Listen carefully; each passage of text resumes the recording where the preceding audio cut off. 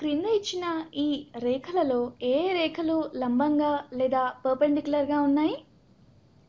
Line A y is equal to 3x minus 1. Line B x plus 3y is equal to minus 21. Line C 3x plus y is equal to 10. మనం ఈ రేఖలను చూడగానే ఏవేవి లంబరేఖలు అనే విషయాన్ని నిర్ధారించడం కష్టం. ఏవైనా రెండు రేఖలు లంబరేఖలు అని చెప్పాలంటే అవి రెండు ఖండించుకోవాలి మరియు ఖండన బిందువు వద్ద లంబకోణం అంటే 90 డిగ్రీస్గా ఏర్పడాలి. అప్పుడు ఆ రేఖలను లంబరేఖలుగా పిలుస్తాం. ఒక రేఖను గీస్తున్నాను, దీనికి లంబంగా ఇంకొక రేఖను గీస్తున్నాను. అంటే ఈ రేఖ కేవలం ఖండన రేఖ మాత్రమే కాదు, ఖండించుకున్న చోట కోణం 90 డిగ్రీస్ ఉంటుంది, అంటే లంబకోణం. కాబట్టి ఈ రెండు రేఖలు లంబరేఖలు. ఏవైనా రెండు రేఖలు లంబరేఖలు అవ్వాలంటే వాటి వాలుల లబ్ధం -1కి సమానం అవ్వాలి, లేదా స్లోప్స్ ఒకదానికొకటి రుణాత్మక విలోమాలు అవ్వాలి.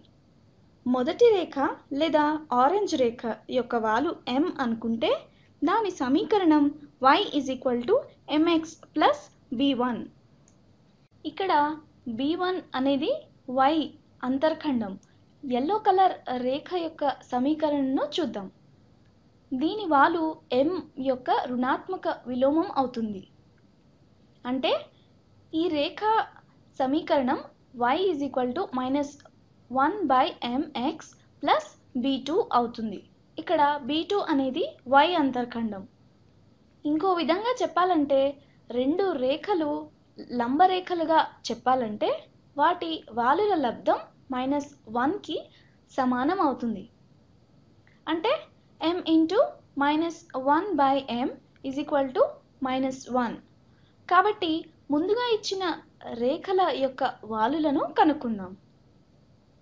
ఏదైనా రేఖ యొక్క వాలు వేరే రేఖ వాలుకు రుణాత్మక విలోమం లేదా నెగటివ్ ఇన్వర్స్ అయితే అప్పుడు ఆ రెండు రేఖలు లంబరేఖలని చెప్పవచ్చు. కాబట్టి రేఖ ఏ యొక్క వాలు ఎంత? ఇది చాలా సులభంగా చెప్పేయవచ్చు కదా. రేఖా సమీకరణం అంతర్ఖండం రూపంలో ఉంది కాబట్టి వాలు 3గా చెప్పవచ్చు. కాబట్టి రేఖ ఏ యొక్క వాలు ఎంత? m = 3. రేఖ B యొక్క వాలును కనుక్కుందాం. ముందుగా ఈ రేఖా సమీకరణాన్ని వాలు అంతర్ఖండ రూపంలోకి మార్చాలి. ఇక్కడ రాస్తున్నాను చూడండి. రేఖ B x + 3y = -21. xను ఇరువైపులా తీసివేయగా 3y = -x - 21 వస్తుంది.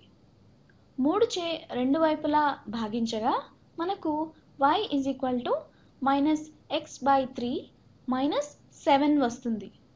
ఇక్కడ వాలు m = -1/3.